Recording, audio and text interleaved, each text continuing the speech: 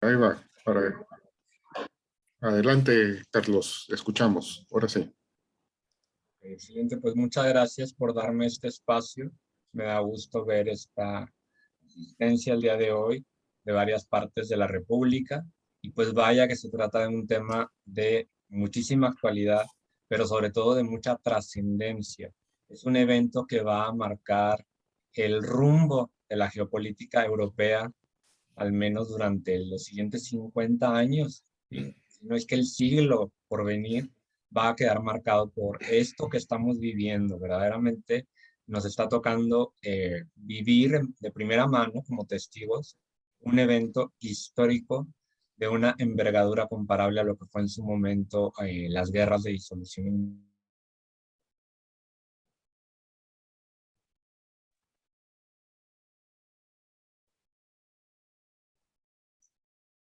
Ya no estoy muteado, ¿verdad? Es que se estaba muteando en automático. Les decía, la disolución de la Unión Soviética y más anteriormente, por supuesto, pues, el fin de la Segunda Guerra Mundial.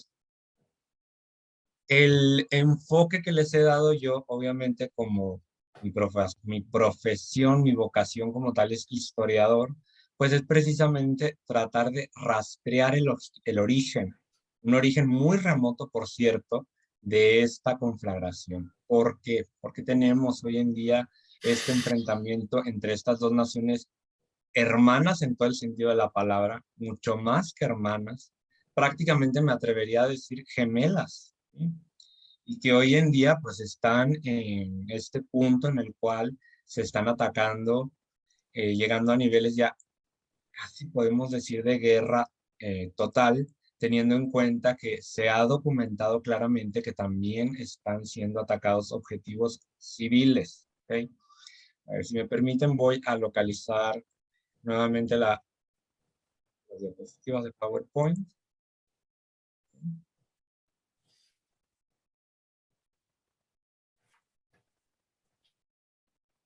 Y aquí lo tenemos.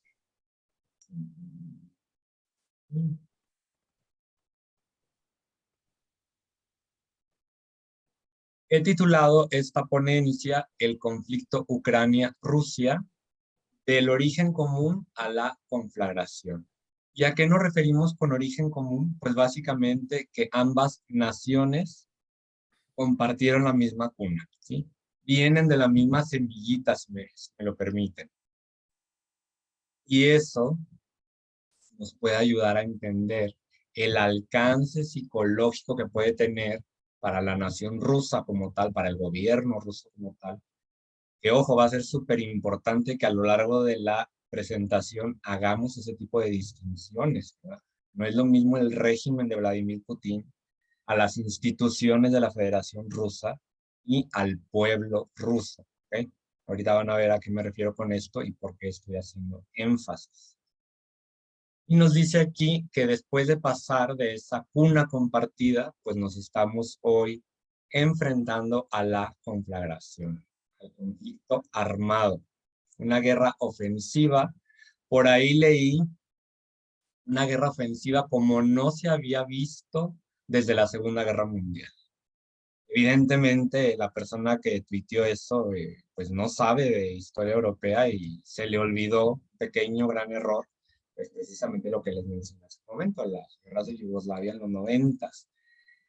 Esto es un fenómeno que se conoce como el recentismo, que deriva de la palabra reciente. Extrapolamos y maximizamos los sucesos de hoy en día porque por lo general tenemos una ignorancia de los eventos del pasado. No terminamos de entender la importancia del estudio de la historia, ¿ok? Porque precisamente como resultado tenemos ese tipo de aseveraciones, ese tipo de declaraciones que además de ser fuente de la ignorancia, originan o se prestan al alarmismo. Es algo que les he repetido a mis alumnos hasta el cansancio. ¿Es una situación seria? Sí. ¿Va a haber una tercera guerra mundial? Categóricamente les aseguro que no. Categóricamente. Y una cosa más que les repito hasta el cansancio es, no permitan que se ningunee a la ONU, que se diga que no sirve para nada, etcétera, etcétera. Y una disculpa antemano si alguien tiene esa opinión entre los presentes, pero podemos argumentar con toda la seguridad del mundo que el principal objetivo que tiene la ONU como tal, que es el evitar el estallido de una conflagración de alcance mundial, es decir, esa tercera guerra mundial, que es un concepto que se ha prostituido tanto en las últimas décadas, pues no ha ocurrido. Y vaya que hemos tenido varios momentos álgidos en los cuales estuvimos al borde de que efectivamente se consumara este hipotético escenario. Ok, y con ese preludio que les acabo de dar, pasemos ahora sí a este recuento, obviamente ultra resumido por cuestión de espacio, de cómo es que se va dando la construcción de una identidad rusa como tal y de una identidad ucraniana. Vamos a ver que ambas cronologías, ambas líneas del tiempo van íntimamente ligadas casi como una trenza, ¿sí? Son dos mitades de un mismo cuerpo, ¿ok? ¿Dónde se produce ya esa separación definitiva? Pues ahí también vamos a reflexionar al respecto.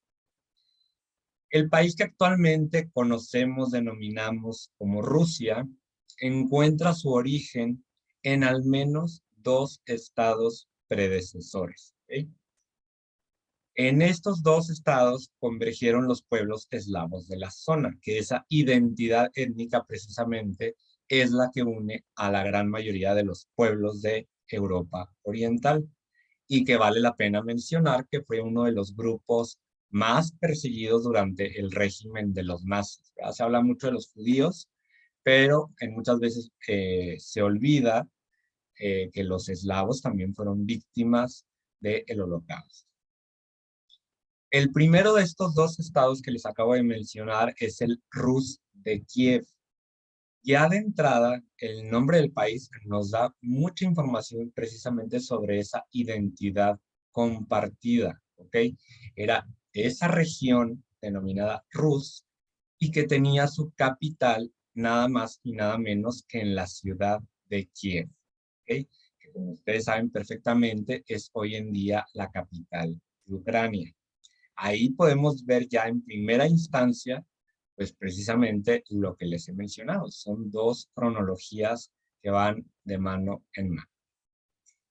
El siguiente estado antecesor es el Gran Ducado de Moscú, perdón, en el cual pues ya el centro político migra de Kiev a Moscú, que durante muchos siglos fue pues, efectivamente el centro político del Imperio Ruso y posteriormente de la Unión Soviética.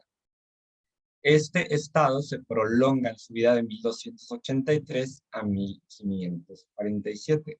Como pueden ver, hay un gap, ¿sí? Hay un interludio, digámoslo así, entre ambos estados. Ese periodo estuvo marcado por las invasiones del Imperio Mongol y obviamente todo el caos que esto trajo, ¿ok? Es importante también que mencionemos que en el año 988, Vladimir I del Rus de Kiev se bautizó al cristianismo e inició formalmente el proceso de conversión. De hecho, tenemos aquí una estampilla del Vaticano que justamente celebra el milenio de ese acontecimiento, que no solamente marca el inicio del cristianismo en lo que hoy es en día Ucrania, sino por extensión en toda Europa Oriental, y que sería también, por supuesto, la antesala de las iglesias ortodoxas orientales. Decidí, digamos, incluir ese dato porque recuerden ustedes que la política, la ideología de Estado adoptada por Putin, además de ser ultraconservadora, la podemos catalogar de ultraconservadora, tiene rasgos inequívocamente derivados precisamente de la fe ortodoxa. Un apoyo como no se había visto entre el altar y el poder desde la época de los zares. De hecho, hay quienes se atreven a decir que Putin es zar en todo menos en nombre. ¿Okay? Y por cierto, esta otra estampilla que encontré por acá, pues celebra también un aniversario más, digámoslo así, del establecimiento del Gran Ducado de Moscú. Voy a continuar. Y ahora sí vamos a empezar a hacer el recuento por episodios de cómo es que ese Gran Ducado de Moscú comienza su expansión hasta convertirse en lo que en su momento fue el Imperio Ruso, haciendo énfasis, por supuesto, en las subsecuentes campañas que le fueron ganando el territorio que hoy corresponde a la moderna Ucrania. Tenemos por aquí el primero de estos episodios que se produjo a mediados del siglo XVII, cuando el zar Alejo I de Rusia, ilustrado aquí en la estampilla que aparece en la parte superior, y quien reinó de 1645 a 1677, entró en guerra con un país poco conocido, poco recordado, que era la mancomunidad polaco-lituana. Efectivamente, durante varios siglos, los pueblos lituano y polaco compartieron un mismo estado, un estado que llegó a alcanzar gran territorio, llegó a alcanzar gran poderío, pero que lamentablemente comenzó a ser debilitado y eventualmente particionado por las potencias vecinas, entre ellas, por supuesto, Rusia. ¿Okay? Aquí me voy a permitir hacer un paréntesis que es de vital importancia. Y ese paréntesis es relativo a los problemas geográficos de Rusia. Uno podría pensar que es un disparate hablar de que el país más grande del mundo tenga problemas geográficos, ¿ok? Disparate completamente.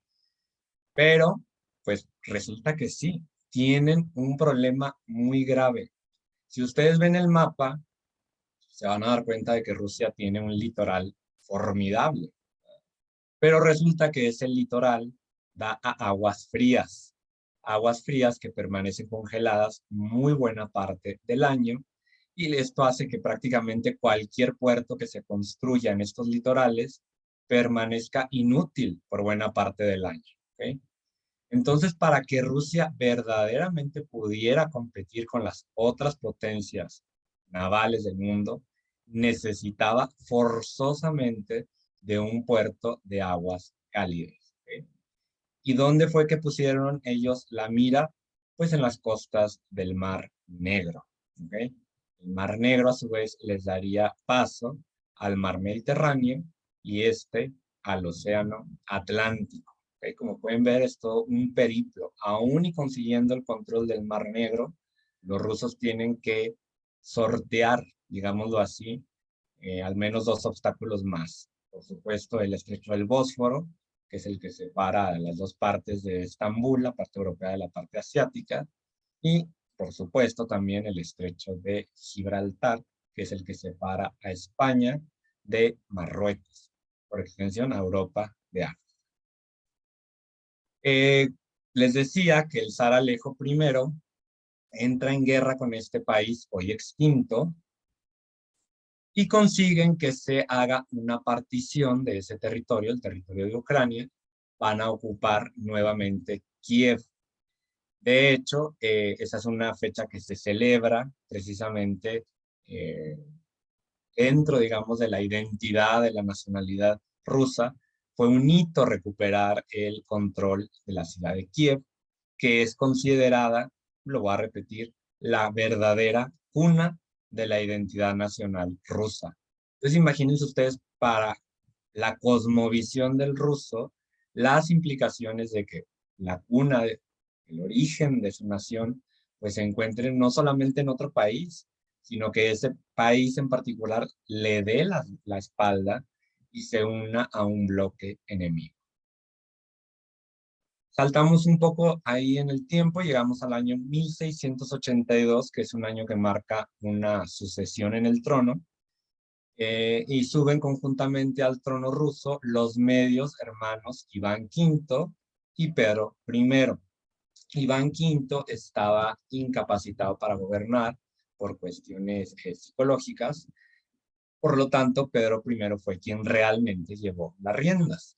Pedro I es considerado uno de los emperadores más importantes de la historia rusa, ya que él trató y hasta cierto punto consiguió modernizar al Estado ruso como tal, adoptando los usos, costumbres, incluso la vestimenta, ciertas formas y procesos dentro del gobierno a la usanza europea.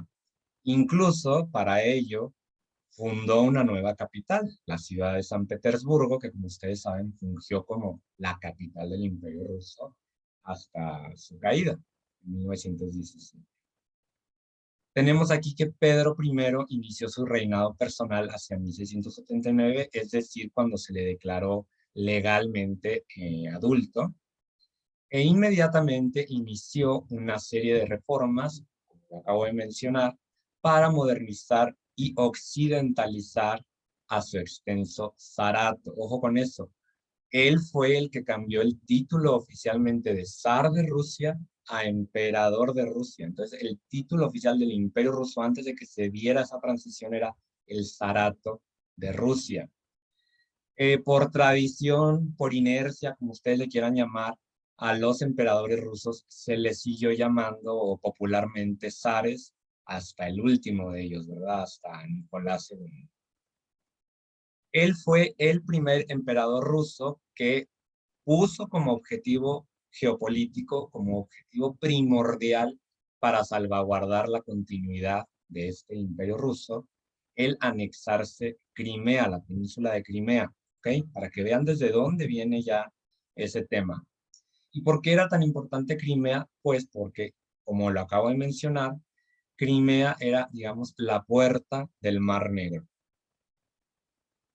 En ese entonces también vale la pena mencionar que Crimea había estado en manos de un kanato, ¿sí? Un tipo de principado, si quieren que hagamos ahí alguna especie de homologación con títulos occidentales, túrquico, es decir, de etnias relacionadas con el Imperio Otomano. Aquí pueden ver muy claramente en este mapa cómo el Imperio Ruso a inicios del siglo XVIII, a ver si tengo aquí,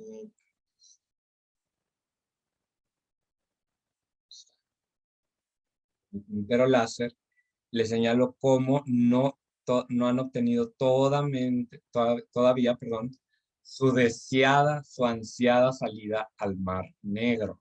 Habían llegado solamente al Mar de Azov, que es este otro cuerpo de agua más pequeñito que tenemos aquí, pero su verdadero objetivo pues era anexarse Crimea, e incluso es bien sabido que la intención de los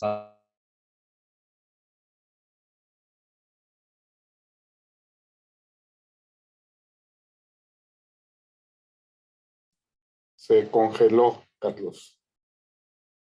Te esperamos. Perdimos la señal de Carlos.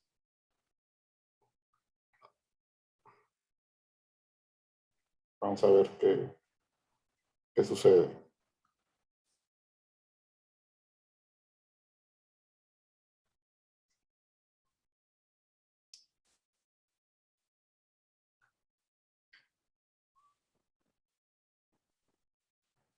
No se ha dado cuenta. No sabe que no se No, ve. se cortó. Se cortó su internet. Tú nos dices, Carlos, entendemos la tecnología que hay Sí, ahorita. no. Ahí está ya. Estábamos en esta reflexión respecto a el tema del acceso a aguas cálidas del Imperio Ruso. Obviamente también es importante que mencionemos que en su momento pues van a obtener el acceso al Báltico, ¿ok?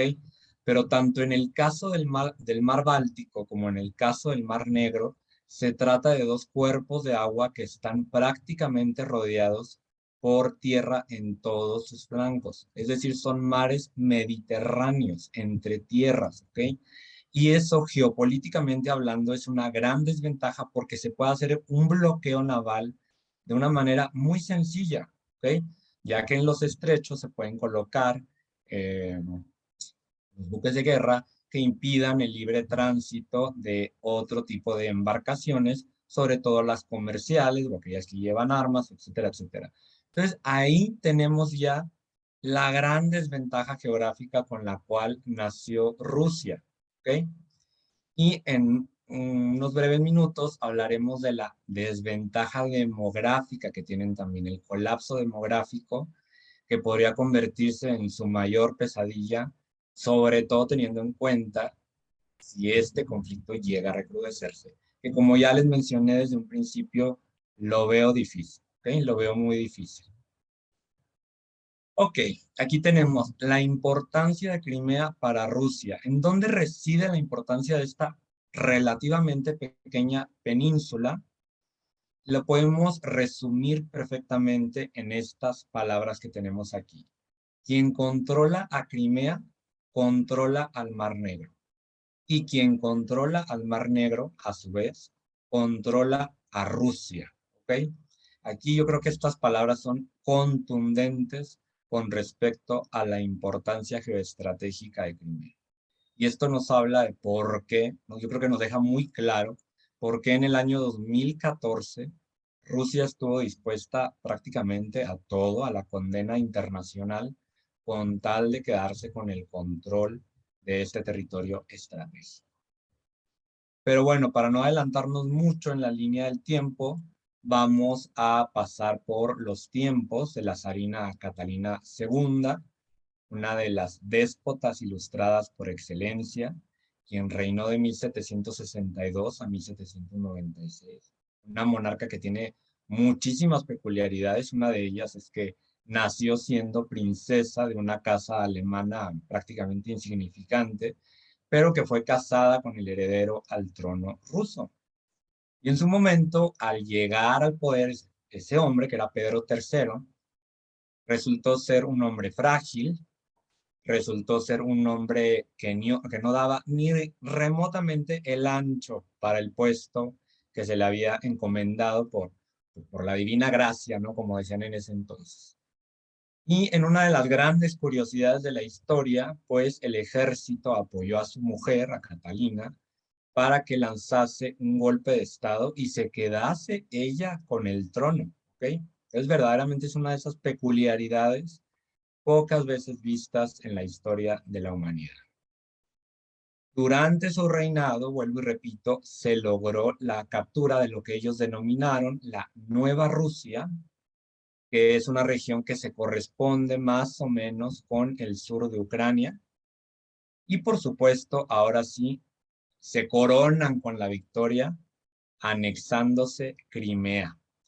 Con ello dándole a Rusia su deseadísima salida al Mar Negro y, como lo acabo de explicar, por extensión al Mar Mediterráneo. ¿Okay? Esto permitía, ahora sí, por primera vez prácticamente en su historia, que Rusia pudiera echar a correr la maquinaria para convertirse en una potencia naval y llegaron a construir una flota del Mar Negro de la cual se sintieron muy orgullosos. Aquí para ilustrar esta diapositiva, pues puse sendos sellos postales que conmemoran precisamente a la figura de la emperatriz, que ese sería el término estrictamente correcto, Catalina II, que a pesar de ser de la época pues, de los zares, es recordada y es reconocida verdaderamente como una modernizadora y más recientemente incluso la podríamos considerar como un ícono feminista. ¿Okay? Ahora tenemos aquí este otro interesantísimo mapa que nos muestra la máxima extensión que llegó a tener el Imperio Ruso. Esto fue en el año 1866, es decir, justo un año antes de que se produjera la venta de Alaska en 1867. Todos sabemos perfectamente a quién, a Estados Unidos de América. No me puedo extender mucho, pero básicamente la venta de esta región fue resultado de lo costoso que era la defensa de este territorio, y para ellos era el mal menor. Era o se la vendemos a Estados Unidos o eventualmente los británicos nos la van a agandallar. Entonces en ese momento geoestratégicamente a Rusia le convenía más que se la quedaran los estadounidenses, que en este momento todavía no eran vistos como tal, como una superpotencia que pudiera, digamos, poner en riesgo la seguridad de Rusia. Qué equivocados estaban, ¿verdad? Evidentemente ahí les faltó consultar a Madame Sassou, a Monividente, para darse cuenta de que Estados Unidos estaba destinado a convertirse en en el país más poderoso del siglo XX y principios del siglo XX. Como pueden ver en este mapa, también podemos identificar la extensión que llegó a tener el Imperio Ruso en el oriente de Europa, incluyendo territorios que hoy corresponden a las llamadas repúblicas bálticas, Estonia, Letonia, Lituania. También, por supuesto, lo que es hoy en día Bielorrusia, Ucrania, ¿sí? Incluso partes de Moldova, Rumania y también, por supuesto, de Polonia, ¿ok? Entonces, verdaderamente el Imperio Ruso pues alcanza una extensión formidable. ¿Es el más grande de la historia? No, ¿verdad? El imperio contiguo más grande de la historia es el Imperio Mongol y el imperio no contiguo más grande de la historia es el Imperio Británico. Y aquí tenemos el siguiente episodio de importancia, la Guerra de Crimea. La Guerra de Crimea es la que les adelantaba que es el ejemplo por excelencia de lo que era la multipolaridad europea, ¿ok?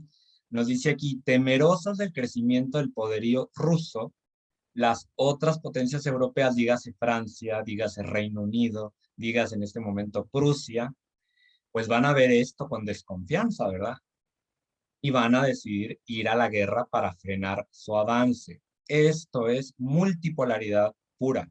¿Qué es este concepto? Pues básicamente la multipolaridad explica un escenario político internacional en el cual coexisten 4 o más potencias, ¿sí? 4 o más hegemonías, como le queramos llamar, que tienen semejantes capacidades logísticas, militares, económicas, culturales, etcétera, etcétera.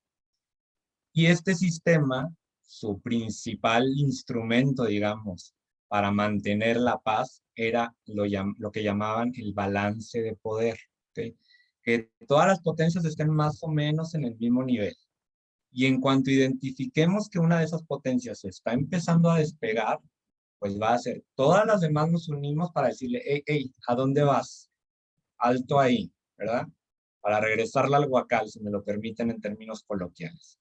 Y es por eso, en términos un poco cínicos, si me lo permiten, que Europa se mantuvo en la época multipolar verdaderamente en guerra tras guerra tras guerra. El sistema multipolar es, la historia no nos deja mentir, altísimamente inestable. Casi prácticamente me atrevería a decir volátil. A final de cuentas, la excusa que necesitaba el Imperio Ruso, perdón, que necesitaban las potencias europeas para ir a la guerra contra el Imperio Ruso, se encontró en una razón que prácticamente es irrisoria, ¿okay? Resulta que había por ahí un convenio sobre los derechos dados a los creyentes cristianos en Tierra Santa, que en este entonces todavía estaba bajo control del Imperio Otomano, un país que, como ustedes saben, tenía un régimen de inspiración islámica. Mientras que Rusia apoyaba, por supuesto, obviamente, a los ortodoxos, las potencias europeas también, pues, obviamente, apoyaban a los católicos y sus contrapartes europeas apoyaban a los protestantes que por supuesto también tenían su representación ahí. Entonces ahí en ese detallito verdaderamente encuentran la excusa perfecta para declararle la guerra a Rusia, pero todos sabían perfectamente que la razón era ponerle un freno con respecto a su avance en el Mar Negro. Esto era resultado de las llamadas guerras ruso-turcas, ¿sí? Que se produjeron en 12 episodios. Si mal no recuerdo, ahorita tengo el dato por ahí, me lo corregiré en caso de ser necesario, y que fueron las que gradualmente llevaron a la decadencia irreversible del Imperio Otomano, quien llegó a ser conocido en su momento como el hombre enfermo de Europa, y que provocó toda una serie de complicaciones en el reordenamiento de las fronteras en la región de los Balcanes, lo que se convirtió para la historiografía y para el lingo de la época en la cuestión oriental, así es como le llamaban, ¿ok? Aunque finalmente tenemos aquí que las dos ramas del cristianismo sí que llegaron a un acuerdo respecto a estas diferencias, los emperadores Nicolás I de Rusia, en una parte, y en la otra Napoleón III de Francia, van a decidir persistir en este conflicto. Francia se alió con el Imperio Otomano, por supuesto, el enemigo por excelencia del Imperio Ruso, con el reino de Cerdeña, quien es ese pequeño reino que emprendió la unificación italiana, el Imperio Británico también, y contaron con el apoyo implícito de Austria. Tenemos que, por lo tanto, Rusia se quedó prácticamente sola y encontraron un aliado poco esperado verdaderamente en el joven reino de Grecia. ¿Y por qué digo poco esperado? Porque se esperaba que Grecia estuviera más alineada con los intereses alemanes, ya que el joven rey que había sido elegido para ser el monarca de Grecia, pues pertenecía a una de las numerosas casas reinantes alemanas, ¿ok? La Wittelsbach. Perdón, dice, desde un principio tenemos aquí muy claro la asimetría de los bandos en este conflicto, ¿verdad? Yo creo que desde un principio era evidentísimo quién iba a ganar. Si ustedes me preguntaran a mí qué otra guerra puedo recordar que haya sido tan asimétrica como esta, pues yo creo que la única que se me ocurre es la guerra de la Triple Alianza, esa que prácticamente le costó su existencia a Paraguay y que es uno de los eventos más dolorosos de la historia de Sudamérica. Y curiosamente también de los menos conocidos, ¿verdad? El conflicto concluyó con la firma del Tratado de París el 30 de marzo de 1856, en una de esas grandes exhibiciones de los congresos, justamente de la época multipolar, en la cual se reunían los dignatarios y plenipotenciarios europeos para decidir el futuro del continente y de sus zonas de influencia. En el tratado que emergió como resultado de esta conferencia, se estipuló los siguientes puntos. Rusia perdió su esfera de influencia sobre Besarabia y los principados del Danubio, la región que se corresponde con la moderna Rumania y un sector de Moldavia, como le llamen ustedes. Estos recibieron mayor autonomía, pero dentro del vasallaje otomano. ¿Qué significa esto? Que nominalmente seguían siendo parte del Imperio Otomano, aunque se les otorgaba altísimos niveles de autonomía. Prácticamente de facto una independencia. El siguiente punto es el que resultó más doloroso para los rusos. Fue verdaderamente una catástrofe. Se le prohibió a Rusia mantener su flota en el Mar Negro, les dieron en el traste a su estrategia de seguridad. Y este cuerpo de agua se declaró que estaba desmilitarizado a perpetuidad. Eventualmente, Rusia pudo reconstruir su flota en el Mar Negro por medio de la Convención de Londres de 1871, en la cual ya Rusia convence a las otras potencias europeas de que se erogue este punto en particular y se les permita, ¿verdad?, nuevamente construir su flota, ya que ellos la consideraban totalmente de manera cierta uno de los puntos clave de su estrategia de seguridad. Tanto así que eso es algo que sigue vigente hasta hoy en día. Para ilustrar esta diapositiva, pues les puse estampillas postales tempranas del Imperio Ruso. Y llegamos a uno de los episodios, obviamente, pues más importantes de este caminito que estamos llevando a cabo el día de hoy, que es la primera independencia de Ucrania, que se produjo, obviamente, en el contexto de la revolución que derrocó al zar Nicolás II y que inició un proceso caótico, una guerra civil incluso en el entorno del ex imperio, y que, como todos saben, eventualmente lleva al triunfo de los bolcheviques y al nacimiento de la Unión de Repúblicas Socialistas Soviéticas, mejor conocida como la Unión Soviética. Aquí, para ilustrar esta diapositiva, pues tienen sellos postales emitidos justamente en esa breve coyuntura. Como vamos a ver aquí, esta primera independencia es efímera.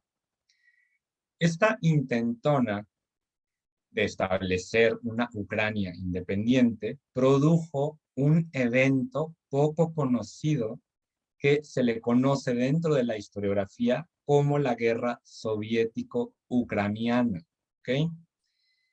Que obviamente tenía como como objetivo, de un lado, pues, fortalecer o consolidar, más bien dicho, la independencia de Ucrania, mientras que por el otro lado, el naciente ejército soviético, pues quiere defender la integridad territorial del imperio ruso y que esta región permanezca dentro de esta nueva unidad política. Debemos de tener presente que, a pesar de este deseo, pues el imperio ruso sí que perdió muchísimo territorio en Europa Oriental, precisamente como resultado de la caída del zar Nicolás II y la firma de un tratado entre la Alemania imperial y el nuevo régimen provisional ruso, en el cual se delimitaban nuevas esferas de influencia en la región. Esa zona en la cual se ha redibujado tantas veces esa frontera entre ambas esferas de influencia. Y que verdaderamente ha sido un infortunio tremendo para los pueblos que les tocó, por azares del destino, pues encontrar su casa en esa región que ha resultado ser tan inestable a lo largo del tiempo, prácticamente comparable con la situación que se vive en el Levante, ¿no? En Palestina, en Israel, regiones que prácticamente su destino es la perpetua inestabilidad, el perpetuo caos, perdón. Al concluir esta guerra que les acabo de mencionar, se garantizó, ahora sí, la integración del territorio ucraniano a la naciente Unión Soviética en el año 1922. Este fue el nacimiento de la denominada República Socialista Soviética Ucraniana. Paréntesis. Importante mencionar que esa primera concepción de esta República Socialista Soviética no incluía a Crimea, ¿okay? En ese entonces, Crimea estaba englobada en la República Socialista Soviética Rusa. Se formaba parte íntegra de Rusia. Pero, ¿qué va a pasar en la Segunda Guerra Mundial y sobre todo en sus postrimerías? Va a haber cambios muy importantes. Como todos sabemos, en septiembre de 1939, siguiendo lo dictado por este tratado que se hizo por debajo del agua, tratado de no agresión entre la Unión Soviética y la Alemania nazi, llamado Tratado Ribbentrop-Molotov, en el cual nuevamente se redibujaban las fronteras de esas esferas de influencia entre Alemania y Rusia, pues la Unión Soviética va a invadir y anexar los territorios polacos que pasaban a Ucrania, ¿ok? Se anexan, hagan de cuenta que le dan una mordida a Polonia y se la terminan pasando a Ucrania. Este tratado fue también, por cierto, el que permitió en su momento justificar hasta cierto punto la anexión de la región del Báltico, ¿no? Estonia, Letonia y Lituania. En el año 1941, otro hito de grandísima importancia, el inicio o el lanzamiento de la Operación Barbarroja. Este producto de la paranoia de Adolf Hitler. De la paranoia, y si me lo permiten, lo voy a mencionar, de un avanzado estado de declive mental. ¿Okay? Hitler prácticamente se puso la soga en el cuello cuando decidió invadir a Rusia y efectivamente iniciar una guerra de dos frentes, el frente occidental y el frente oriental, que logísticamente desde entrada era imposible de ganar. ¿Okay? Era imposible de ganar. Pero a pesar de todo esto que estoy mencionando, pues los alemanes lograron avances que se pueden considerar hasta cierto punto impresionantes. Prácticamente llegaron a las puertas de Moscú y sitiaron la ciudad de Leningrado, lo que es hoy en día San Petersburgo, el famosísimo sitio de Leningrado, famoso por todas las razones incorrectas que se nos puedan ocurrir, por el enorme nivel de sufrimiento humano que se registró ahí, en ese bloqueo. El territorio ucraniano también va a ser invadido por el ejército nazi. Recordemos que el ejército nazi tenía puesto su ojo en la región del Cáucaso por su riqueza petrolera. Más que nunca Alemania necesitaba de un suministro ininterrumpido y fluido del valioso hidrocarburo. Tenían que mantener toda una industria, toda una maquinaria militar, ¿verdad?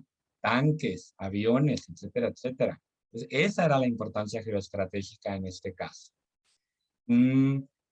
Irónico, me lo voy a decir así, un irónico paralelismo con la dependencia que tiene hoy en día, hasta la fecha, Alemania del gas ruso. ¿Okay? Que ahorita lo vamos a retomar también ese tema porque es uno de los pilares para comprender la situación actual. Una vez que concluyó la Segunda Guerra Mundial y que Ucrania fue liberada de la ocupación nazi, Stalin, en una de sus conocidísimas purgas que realizó a diestra y siniestra durante su mandato en la Unión Soviética, pues va a hacer una limpieza étnica, es decir, un genocidio en Crimea para reducir, si no es que erradicar a su población nativa, que eran conocidos como los tártaros. ¿Okay? Y una vez que estos fueron desplazados, enviados a los gulags, a Siberia, perdón, o tristemente masacrados, pues el territorio va a ser repoblado con rusos, ¿ok? Y es por eso que hasta el día de hoy, Crimea, étnicamente hablando, tiene una mayoría muy marcada de población que se identifica como rusos y cuya lengua materna es efectivamente el ruso. En febrero de 1954, y ojo con esto, porque esto en particular es bien importante. A Nikita Khrushchev, el premier soviético en turno, se le ocurrió la puntada de, en un gesto de hermandad, en un gesto de agradecimiento por el heroísmo del pueblo ucraniano durante la Segunda Guerra Mundial, transferirle a la República Socialista Soviética de Ucrania, o ucraniana, el control de Crimea. ¿Okay? Obviamente esta maniobra, que en su momento fue estrictamente política, pues no se imaginaba para nada que en un futuro no muy lejano, pues Ucrania iba a ser un país independiente y se iba a llevar con ella a Crimea. ¿Okay? Pues obviamente ahí podemos identificar, me parece, uno de esos puntos de quiebre, ¿no? En los cuales se da un cambio muy significativo en la línea del tiempo que explica, digámoslo así, y hasta cierto punto, ojo con esto, hasta cierto punto justifica, ¿no?, la postura rusa de reanexarse Crimea. Aquí viene el por qué estoy haciendo esta declaración con tanto cuidado. El mismísimo presidente Putin ha declarado anteriormente que a Estados Unidos parece olvidársele que en 1848, en una invasión de nuestro país, ellos también anexaron más de la mitad de nuestro territorio. Cometieron prácticamente, si quieren que le tipifiquemos así, el mismo crimen que se está cometiendo ahorita, o la misma violación, digámoslo así, que se está cometiendo ahora en Ucrania. Efectivamente, en términos pragmáticos, ¿sí?, en términos estrictamente utilitarios, en términos realistas, si quieren que le digamos así, efectivamente hay muchos paralelismos entre ambas circunstancias. Pero la pequeña, gran diferencia viene en que este suceso que estamos viviendo hoy en día se produce en una época en la cual ya tenemos un derecho internacional sumamente desarrollado, sumamente evolucionado, en el cual ya claramente está proscrita la anexión de territorios por medio del uso de las armas, por medio del uso de la fuerza. ¿Okay? Si nos remontamos a 1848, esa legislación simple y sencillamente todavía no existía, chicos. Todavía no existía. Perdón, les dije chicos por la costumbre de que así les digo a mis alumnos, compañeros. ¿Okay? Y este detalle que les acabo de mencionar es muy importante que lo tengamos presente para evitar la realización de este tipo de comparaciones en las cuales se viola uno de los pilares con los cuales los historiadores estamos pues prácticamente casados. No debemos de juzgar los hechos del pasado con los valores del presente. ¿Okay? Esto es algo que tenemos prácticamente tatuado en nuestros corazones. Oigan, que por cierto, la estampilla que ilustra esta diapositiva en particular conmemora el 300 aniversario precisamente de lo que fue la anexión de Crimea al Imperio Ruso, recordarán ustedes, en tiempos de la emperatriz Catalina II. Ok, vamos a dar otro pequeño saltito, vamos a pasar a la segunda independencia y definitiva, al menos hasta el momento, de Ucrania. Como ustedes saben, en el año 1991, como resultado de años de gradual decadencia, las reformas que llegaron muy tarde, las famosísimas perestroika y glasnost, pues se va a concretar, se va a consolidar la disolución de la Unión Soviética, que en su momento, para quienes lo vivieron, pues fue también verdaderamente un momento histórico que jamás se olvidará. Ucrania, una vez más, accedía a su plena independencia y se integraba al escenario internacional como un Estado plenamente soberano. Y ahí hice ese énfasis por una reflexión que va a venir más adelante. Esto resultó en que Rusia perdiera su esfera de influencia en Europa Oriental, los llamados, estados satélite, a decir, Polonia, Checoslovaquia, Bulgaria, Rumania, etcétera, ¿ok? Y dolorosamente para ellos, para Rusia, pues no le quedó de otra en su momento más que ver cómo la OTAN comenzaba a integrar en sus filas a aquellos países que antiguamente, hasta hacía poco, habían formado parte del bloque oriental y por supuesto el también famosísimo Pacto de Varsovia, que era esa alianza de asistencia mutua entre la Unión Soviética y, vuelvo y repito, sus estados satélites. Temerosa Rusia de este avance de las fronteras de la OTAN, va a asistir en el año 1997 a la cumbre en París, en la cual los dignatarios de la OTAN, de Rusia, se van a sentar en la mesa de negociaciones. Y una de las promesas que quedó ahí en el aire fue que ya no habría más ampliaciones hacia el oriente, ¿ok? Ya no se seguirían integrando más países en esa región vecina directamente de Rusia. Pero como todos sabemos perfectamente, esa promesa pues no fue cumplida por parte de la OTAN. Ese es uno precisamente de los principales argumentos que emplean hoy en día aquellos que apoyan este movimiento militar de Rusia y que incluso pues llaman a legitimarlo, ¿verdad?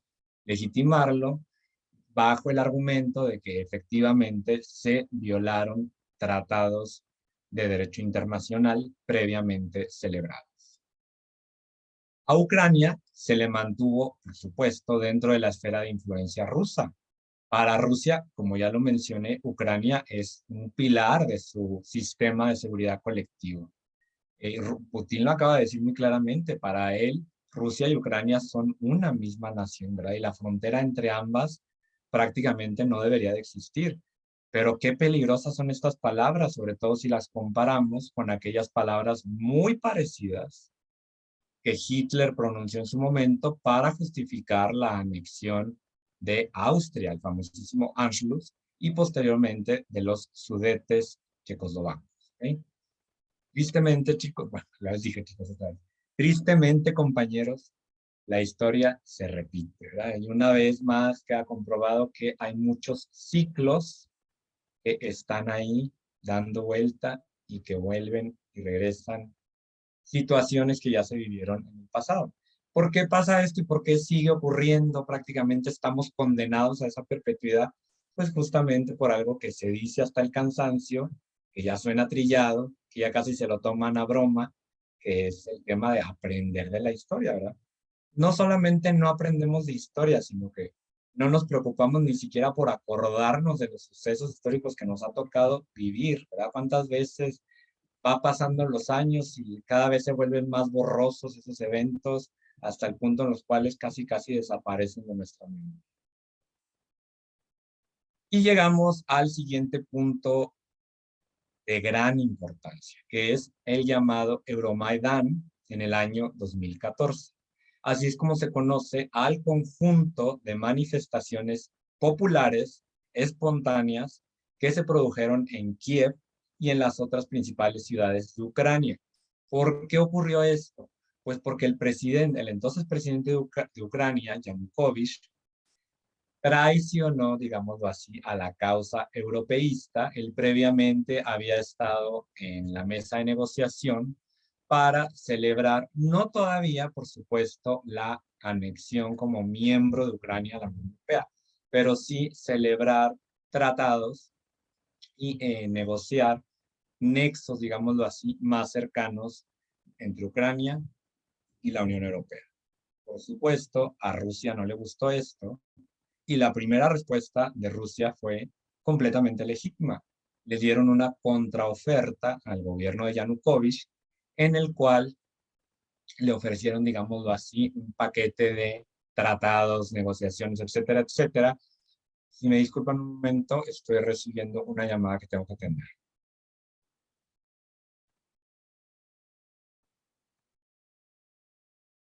¿Dónde me salió esto? Oh, Ok. Entonces estábamos con el Euromaidán. Yanukovych traiciona a la causa europeísta, regresa a los brazos de la madre patria, de la madre Rusia, y eso por supuesto no le va a gustar a un amplio sector de la población ucraniana, sobre todo a los más jóvenes, que cada vez iban adoptando una identidad que era mucho más afín con los valores democráticos de Occidente que con aquellos de Rusia, ¿no? Estas manifestaciones, como les acabo de mencionar, se les conoce como Euromaidán y llevaron al jaque político prácticamente al régimen de Yanukovych, al punto que fue derrocado.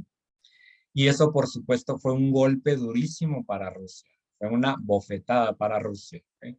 Porque prácticamente implicaba que estaban perdiendo de facto ya su influencia en Ucrania, que como les he mencionado, pues es uno de los peones, qué triste que lo tenga que decir, ¿no? Así, uno de los principales peones en el tablero de ajedrez de la estrategia geopolítica rusa. ¿Okay? Entonces, esa es la primera reflexión que viene aquí. Implicaciones para las esferas de influencia Unión Europea, Rusia. Como dicen los grandes autores del paradigma realista de las relaciones internacionales, a final de cuentas, cada uno de los estados, en este caso también un organismo internacional implicado, que es la Unión Europea, pues va a jalar sus propios intereses, ¿no? Y tarde que temprano esos intereses se van a traslapar o van a ser mutuamente excluyentes, y es ahí donde se va a originar el conflicto. Y lo vemos esto ilustrado de manera clarísima. Aquí vamos a tener también, por supuesto, una primera respuesta militar por parte de Rusia. Es evidente que este país no se iba a dejar, o al menos no iba a tolerar esta humillación en esta escala internacional. ¿Cuál va a ser el movimiento en ese momento? Pues apoyar a estos independentistas espontáneos, eso por favor me lo ponen entre comillas, de la región del Donbass, que van a declarar la independencia de las repúblicas populares de Donetsk y Lugansk, que fueron recientemente reconocidas precisamente por Putin. Y por supuesto se va a montar toda esta pantomima, toda esta obra de teatro que se aventaron en Crimea, que casi se deberían de haber sacado un Oscar ahí por ese montaje, ¿no? De que esta región declara su independencia de Ucrania. Un día, a los 2 días, celebran un referéndum en el cual le preguntan a su población si desean permanecer independientes o si en caso contrario desean anexarse a la Federación Rusa, y oh sorpresa, gana por supuesto el integrarse a la Federación Rusa. Entonces con este montaje, con esta farsa, me voy a atrever a decirlo tal cual, pues Crimea es anexada de manera ilegal ante los ojos del derecho internacional vigente a Rusia. Y es por eso que hasta la fecha, pues Crimea sigue siendo reconocida por gran parte de la comunidad internacional como parte integral de Ucrania, obviamente en situación de ocupación. Ese referéndum se celebró el 16 de marzo y vean ustedes, tan solo 2 días después se firma el Tratado de Accesión de Crimea a Rusia. Y también, por supuesto, en esas fechas, pues inicia el conflicto del Donbass, que es el que precisamente les menciono, de estas 2 regiones separatistas que pretenden hacer, pues básicamente lo mismo, ¿no? Declarar su independencia, es todo un montaje para posteriormente anexarse a otro país. Reminiscencias del pasado aquí también es exactamente lo mismo que hicieron en Texas. De hecho, a esto deberían de llamarle el método tejano, ¿no? En un interludio que tenemos aquí se va a firmar los llamados protocolos de Minsk, que fue a ver, permítanme un momento.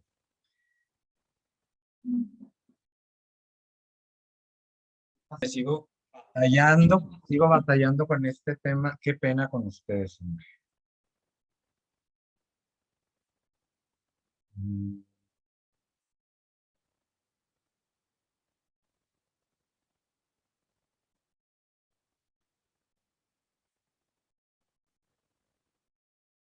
Discúlpenme. Los protocolos de Minsk van a ser otro instrumento firmado dentro del marco, por supuesto, del derecho internacional y que van a suponer un alto al fuego para tratar de solucionar la situación en el Donbass, ¿ok? Y pues eso, digamos que va a mantener congelado el conflicto durante los siguientes 8 años, ¿ok? En el 2015 se registra ahora sí ya definitivamente la plena integración de la península de Crimea a la Federación Rusa como 2 sujetos federales. Por un lado, la República de Crimea como tal, y por otro, la ciudad federal de Sebastopol, ¿ok? Que es un puerto de una importancia tremenda. Jorge, por favor, ponme en mute.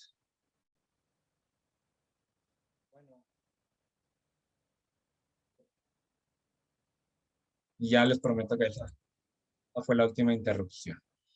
Aquí para ilustrar esta diapositiva tenemos un sello postal emitido por Ucrania relativo precisamente a lo que fueron las protestas del Euromaidán. Y en el año 2014 este escueto timbre postal con motivos de Crimea, que pues claramente hacen alusión, a lo mejor no de manera explícita, pero sí de manera muy simbólica, muy descarada, pues el regreso, ¿no?, de Crimea a la Federación Rusa. Y ya vamos a concluir, esta es la última diapositiva, ya a partir de aquí podemos pasar a las reflexiones. En días pasados, recordarán ustedes que estuvo omnipresente en los medios de comunicación las constantes advertencias de Biden, el presidente de Estados Unidos, y de su gabinete. Y nos decían una y otra vez, Rusia está a punto de invadir Ucrania en una operación militar masiva. Y se empezó a hablar cuál podría ser la razón, pues sí, la razón de fondo de la administración Biden de aseverar esto, ¿no?, que obviamente podría tener repercusiones muy negativas en caso de que nunca se concretara dicha invasión. Prácticamente la inteligencia estadounidense hubiera quedado en ridículo. Pero por otra parte, también, por supuesto, estas denuncias fueron muy importantes para levantar las alarmas en el resto del mundo y que los países vecinos y la Ucrania misma se prepararan para esta eventual invasión. Y lo que viene después, pues ya es lo que hemos estado viviendo en estos días. Fue el lunes de la semana pasada cuando se emite un mensaje previamente grabado en el cual el presidente Putin reconoce formalmente la independencia de el Donetsk y Lugansk, las repúblicas independentistas en la parte oriental de Ucrania. Y luego tenemos el inicio de las operaciones ya de invasión a Ucrania el 24 de febrero. Ojo aquí, y se lo señalo por si lo quieren constatar. Vean ustedes el video del anuncio del reconocimiento de las independencias y posteriormente el aviso del lanzamiento de la invasión, y Putin está vestido exactamente igual y está en el mismo escenario con los mismos objetos, etcétera, etcétera. Es evidentísimo que ambos mensajes fueron grabados el mismo día y efectivamente la decisión de invadir a Ucrania ya estaba tomada desde hacía tiempo. ¿Okay? Inmediatamente van a comenzar a llover las sanciones. Incluso se habla de la sanción más grave que podemos hablar, desconectar a Rusia del sistema internacional de pagos, lo cual le aislaría en materia de transferencia de capitales y que por supuesto golpearía directamente a los grandes oligarcas rusos. ¿Okay? Esto es una situación que debemos de tener muy presente porque puede llevar eventualmente a que el colapso del régimen de Putin venga no desde fuera, sino desde adentro, ¿ok? Que sea la misma población rusa la que evidentemente en varias manifestaciones que ya han hecho, han dejado claro que esta no es una guerra de Rusia contra el pueblo ucraniano, sino que es una guerra del régimen de Vladimir Putin contra el pueblo ucraniano. Aquí yo les podría dar muchísimas reflexiones que hemos estado recogiendo estos días en mis materias. Por supuesto, el derecho a autodeterminación de los pueblos. Argumentan por un lado de que se había firmado este tratado en el cual se garantizaba que Ucrania no iba a ingresar a la OTAN, pero esto va diametralmente opuesto a uno de los principios básicos del derecho internacional, que es esa soberanía, que sí, hoy en día la soberanía es una ficción totalmente, pero que en el plano teórico, en el papel, pues sigue existiendo. Y Ucrania como un país independiente y soberano debería de tener el pleno derecho de decidir si quiere ingresar o no a la OTAN. ¿Okay? Entonces ahí tenemos un primer punto de reflexión. En el caso de Putin, yo les comparto. Yo mi clase de política mundial contemporánea la doy los lunes en la mañana. Entonces el lunes de la semana pasada, yo a mis alumnos les decía que yo estaba prácticamente seguro de que esto no iba a pasar.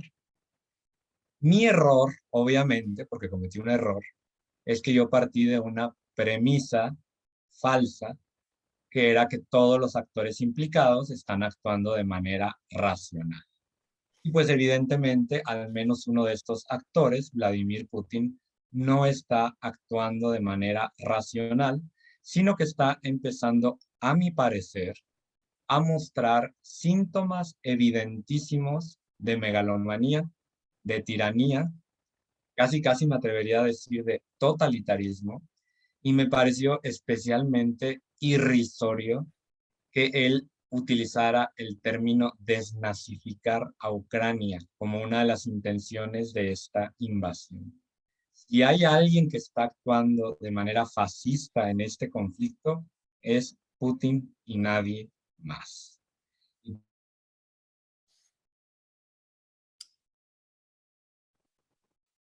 ¿Quedaste congelado, Carlos? ¿Otra vez? Yo creo que sí. Sí, ¿no? Bueno, sí, se quedó congelado, pero yo creo que ya estaba terminando. Sí, pues ya Eh, era la última, dijo. sí, dijo que la última eran 13 láminas. Esta era la 12ª, Ah, creo. Que esa es la última, la salida. Yo quería preguntarle a Carlos, claro que no está ahorita, pero podemos comentarlo entre todos. ¿Conocen un pequeño territorio ruso que se llama Kaliningrado? No sé si lo hayan visto alguna vez. No. No, nunca he ido por allá. Nunca he ido. Aislado. Está entre Lituania y Polonia. Exacto, no está ligado físicamente o territorialmente con Alemania. Ustedes sabían, es un territorio separado completamente, así, una isla que está al sur de Finlandia, Lituania, norte de Polonia. Se me hace muy, muy interesante que pues, este territorio se haya mantenido hasta ahorita. Yo conocí una persona de ahí, ese territorio fue ocupado por Alemania y el idioma principal es alemán todavía hoy en día. Y alemán antiguo, porque me decía la gente alemana que pues, lo identificaban como alemán antiguo, ¿verdad? No es un territorio muy, muy, muy conocido.